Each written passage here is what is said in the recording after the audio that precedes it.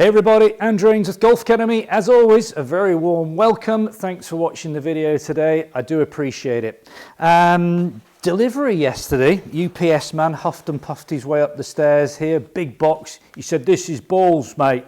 And he was right. It was 24 dozen of the new Mizuno RB566 golf balls.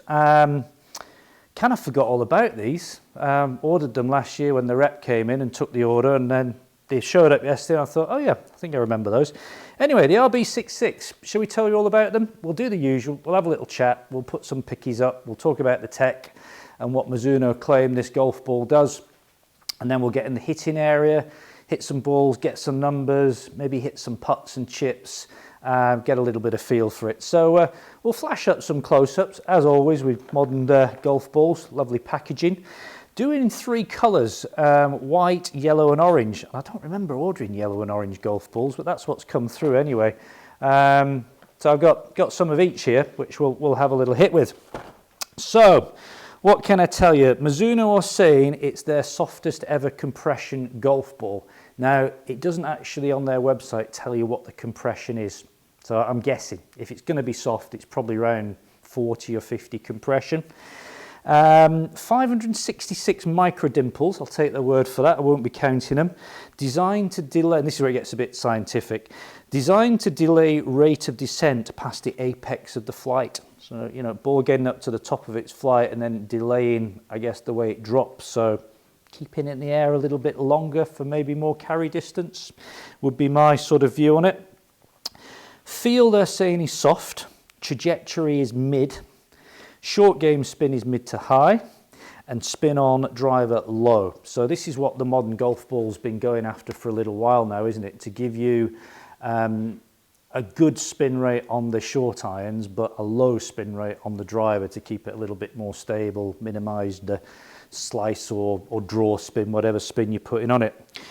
They're saying that it would work very well, this particular model. There's another one called the V, I think, which is a slightly higher compression, which I don't think I ordered, might get it later in the year.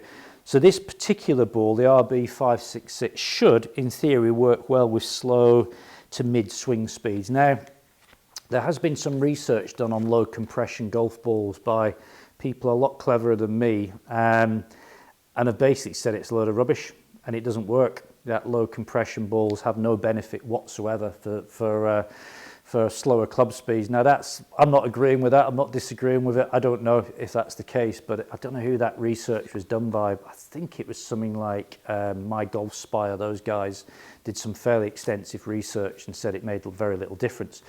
But golf balls are very subjective, like most things in golf, and some people just feel a slightly softer ball will spring off the face a little bit more, and that might create the right feeling, blah, blah, blah. So I don't know if low compression golf balls do have an effect, good or bad. Price rise, they're brand new out on the market, so I'm having to make a calculated guess at this. I think these will be priced at around about £20 per dozen. I noticed in the States on Rock Bottom Golf, they were selling at $21.95, whatever that converts into in pounds. I'll maybe flash that up down below when I'm editing the video. So pretty well priced, and I'm guessing that price may drop a little bit to under £20 a dozen. So I think any ball that you can pick up for less than £20 a dozen is good value. That's enough chit chat. Let's go and hit some of these golf balls and see what we think. What should we do? Yellow or orange? Let's go orange. Don't think I've ever hit an orange golf ball, not for many years anyway. Let's go to the hitting area.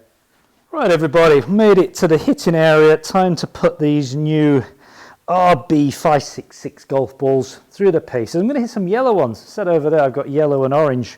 Never really been a big fan of coloured golf balls, but I suppose I could get used to it. Yellow balls are quite good in the winter, you know, when showing up on the ground and stuff like that, but I guess we just get so used to white ones, but don't have a problem with yellow. Now, we're going to do a very scientific test to start with. We're going to do the bounce test, which basically just involves me bouncing a ball on the club. Sound gives a lot away, and just bouncing on the club face there, it does feel quite soft. Now, this is by no means an in-depth test, but some golf balls, cheaper golf balls, when you bounce them on the club, they feel like you're bouncing like a rock on there. The noise is so harsh, and the feel off there is like hitting a rock. So they do feel quite soft coming off the club face. We're going to hit some shots.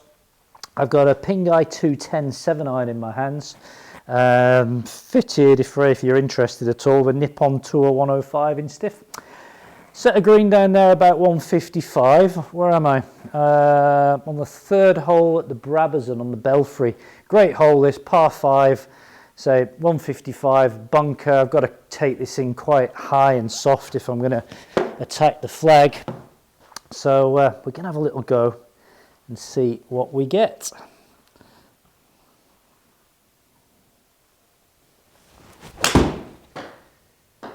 Oh, I was playing for a little bit of a draw there and didn't quite get it. Should hit the green. Not a bad shot. Played a little bit safe.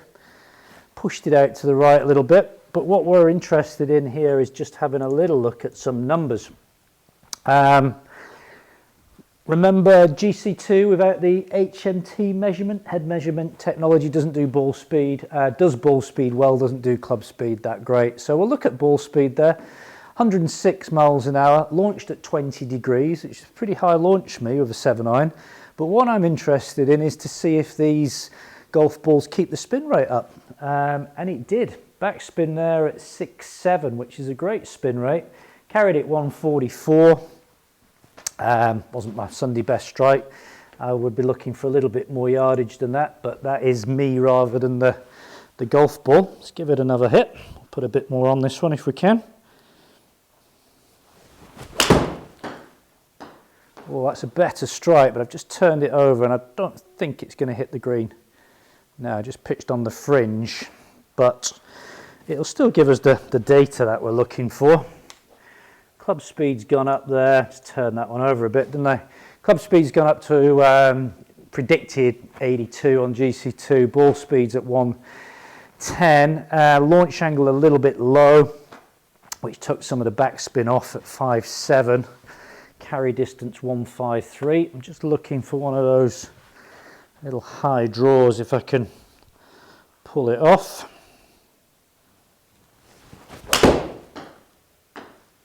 Oh, that was close. Just need to start this a little bit more to the right. And I've got it right on top of the last shot. Go one more. Do feel good off the club face. They do feel really very soft. That's pretty good. That should hit target. Sit down. Sit. Yeah, ideal. Big slope there, which kicks the ball off. That was about as good as I'm going to hit it, I would say. So ball speed's up to 112. Backspin still staying up there nicely. Just under 6,000 revs of spin. Carry 155. So initial testing with the iron on this golf ball, which remember is just retailing at, around about £20 a dozen, $21 or something in America. Great value for money, these. They do perform. Shall we hit a couple of drives? I'll be right back. Okay, driver time. I've got a Mizuno ST200G driver to test the Mizuno golf balls out with. I've got it set to 10 degrees. Got a Diamana blue shaft in stiff. Let's give it a little hit, shall we? It says on the blurb that the driver spin should be low. So it was high spin on irons and low spin on driver. Let's see what we get.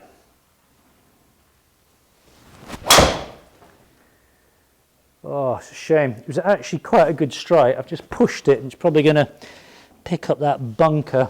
But I think we'll use it just to get some numbers, although it was a missed fairway. It'll give us a little bit of steer on how it's performing. Got that one trapped right on the inside there.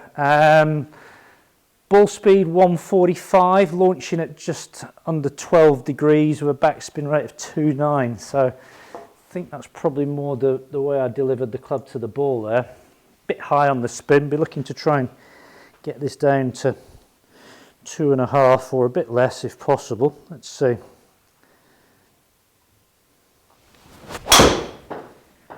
That was pretty nice. That was better. A bit up the left, but kind of in play. 239, again similar sort of club speed. Oh, that's interesting. That was been a little bit of a, possibly a bit of a toe strike. Launching at 10, backspin came right off there to 1842. Was a bit out the toe, that one, which accounts for the sort of lower spin. Let's see if I can find something in between. Maybe a straight one, that would be novel.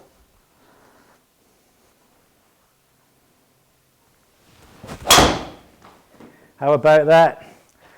How about that? Didn't launch very high. I've got the weights forward on this. Maybe I should pull them back a little bit, but that's done pretty well. I'm going to take that one. Okay, folks. Launched a bit low, 7.5 degrees. Ball speed getting up to close to 150, but backspin rate there at 1900, giving me a 241 carry. Predicted run out just under 280, which I'd take that. So this again was more about the golf ball, not the golf club or me. That is a remarkably good spinning golf ball for something that's not premium. Impressive. Final thing, let's get over in the short game area, hit a couple of chips and a couple of putts and see how it feels for the short stuff. Let's go over there. I'll have to take my word for it on the chipping. It feels pretty good, but this video is going to go on too long if I do chipping and putting and everything else. So chipping was absolutely fine. Let's hit a couple of putts. Only fitting that we do this test with one of my favourite putters, the Mizuno M-Craft putter. Review out there if you haven't seen it. These are just beautiful bits of kit. So beautifully engineered. Great feel. Well, we're hoping we're going to get a great feel off the combination here. So let's give it a roll, shall we? See what it feels like.